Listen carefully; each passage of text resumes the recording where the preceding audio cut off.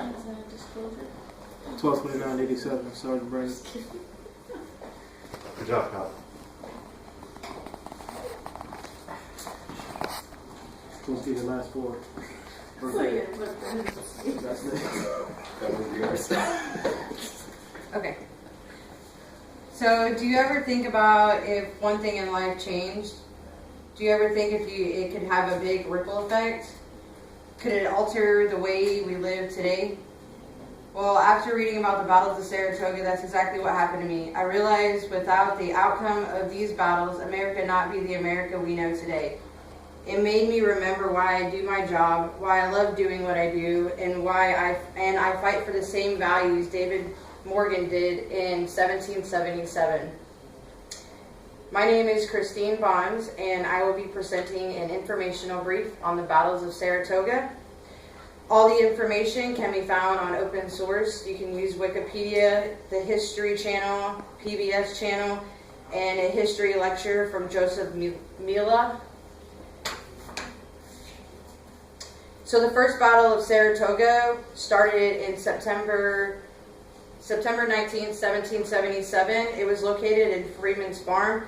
It was in a deep forest area, unknown. So what happened was the British were coming down to Saratoga. They were trying to defeat the forces and coming from all angles. And when doing so, they ended up having to cross over some land to get to the Hudson River. So when Burgogi and the British fighting forces docked, they had over 2,000 carriages. They had over 2,000 people with their women, their mistresses, and their servants. And they were traveling through this deep forest unknown to them. So what they did is they got Native Americans to help them out to scout out the areas so that way they could know the land. But what they weren't anticipating is that they were going to have resistance, and I'll talk about that in the second battle. So somebody once said, one of the greatest battles that ever was fought in America was this battle, the Battle of Saratoga, and that was by Major Henry Dearborn. At the attack, or even the mercy of an attack, is what he stated of how much of an impact on September 23rd, 1777. The American Patriots, who were commanded by Geraldo Gates, Benedict Arnold, and Daniel Morgan. Daniel Morgan leading over 500 men. When they first encountered the Morgan's team, it was at Freeman's Farm, and the British actually overcame the Americans, leading them to victory. But they had severe casualties, and they didn't have enough time to resupply or refit, which Burgogi was somebody that gambled a lot, so he thought he was doing good, so that's why he decided to advance, which started October 7th, 1777, and this leads into the second Battle of Saratoga. This starts at Beeman Heights, where they encountered Daniel Morgan's team. Daniel Morgan was a sharpshooter. He was a farmer. He got mercenaries to help him out in this situation, getting them all together, people fighting for their land, fighting for everything. What they did is when one of the British officers' wives died, they blamed it on the Native Americans and started this whole propaganda thing, turning the Native Americans against the British. So in turn doing that, as Daniel Morgan's team started picking off the Native Americans, they ended up leaving the British nowhere to go, not knowing the land. Daniel Morgan also started to cut down trees, blocking their passage to get from one place to another. This in turn changed the way that we think of warfare nowadays. So Daniel Morgan's idea was to kill off all the British officers. So the British officers are the know-it-all. They know everything. The soldiers didn't do anything without going through the officer at first. So Daniel Morgan's strategy was picking off all the officers at a time.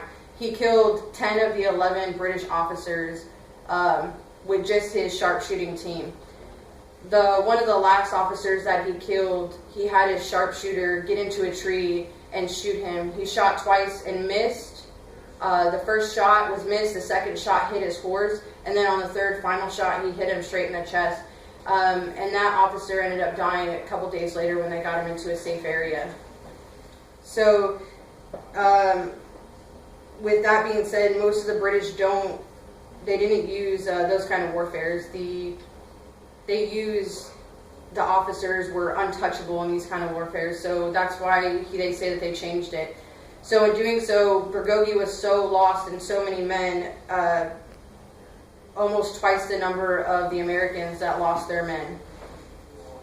So the second battle, when that happened, Benedict Arnold retrieved victory over the British army, and Burgogi actually retreated to Saratoga, and that's why it's called the Battle of Saratoga. And so when that happened, he actually got on his best suit and left and surrendered in front of all of the American forces. And then with that happening, the French government formally recognized them as colonists. The Battle of Saratoga played a large role in the American Revolution. The victory over the British was a milestone in the American Revolution and a turning point, many historians say. Without this victory over the British, tables would have been turned. I want to leave you with something. What if the tables were turned? What if Burgogi followed the orders and advice from his advisors on not advancing to Beacon Heights? We might have lost the American Revolution. I could never imagine our nation not being a nation. That concludes my reading.